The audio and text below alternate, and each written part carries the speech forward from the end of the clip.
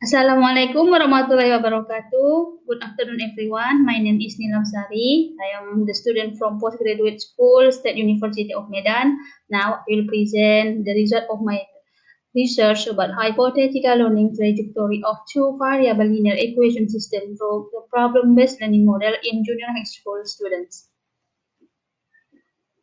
For introduction, in the real condition, we have a 2 point I want to show to you. The first one is student had difficulties in making mathematical models and determining what strategies were appropriate to solve the problems given. And the second one, student difficulties arise when the teacher gives different questions from the sample questions. Hope from learned math that often happen in mathematics learning at school for that we need a meaningful learning by making thorough preparation before learning takes place. This preparation is designed according to the characteristic of students so that the delivery of the material will run well as expected. The preparation is to design a good hypothetical learning trajectory is a temporary hypothesis about student activities in the learning process on certain materials. And then the formulations of the problem in the study, based on the explanation above, it can be seen that the learning trajectory with problem-based learning can help students find their own series of processes to find answer. So the study focuses on designing the alleged learning trajectory through problem-based learning on the material of a two-variable linear equation system in Class 8 junior high school. For the methodology, we use the design research as we know that it is the method chosen in the study, and then the focus on the research was only on the preliminary design step. And then the instrument used at this step were observation sheet and tests related to the material of the two variable linear equation system given only only 3 to 5 students. And then the location of the research was at SMP Suchimori in class 8.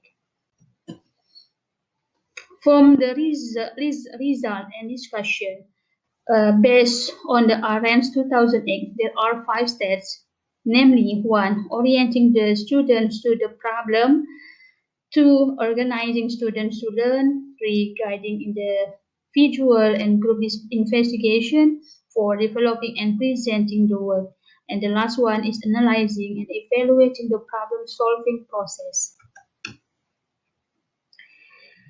And then that may appear in learning with SPLDF material through problem-based learning are as follow. You can see there are in the slide there are 3 points. 1. Orienting the student to the problem.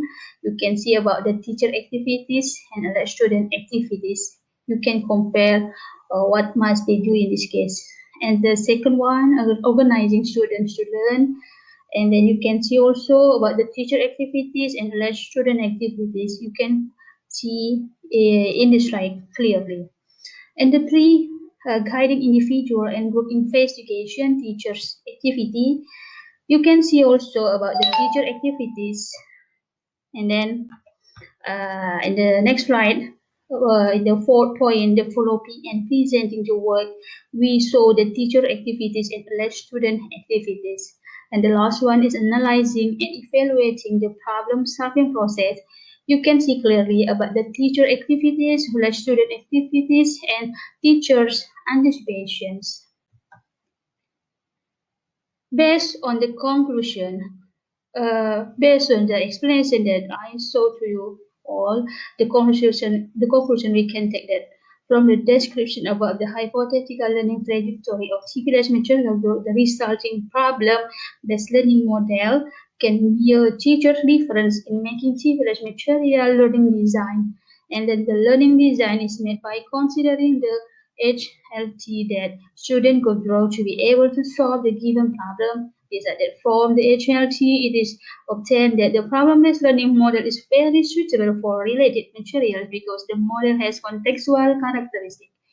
However, teachers can also choose other learning strategies models that are considered appropriate to the material to be taught.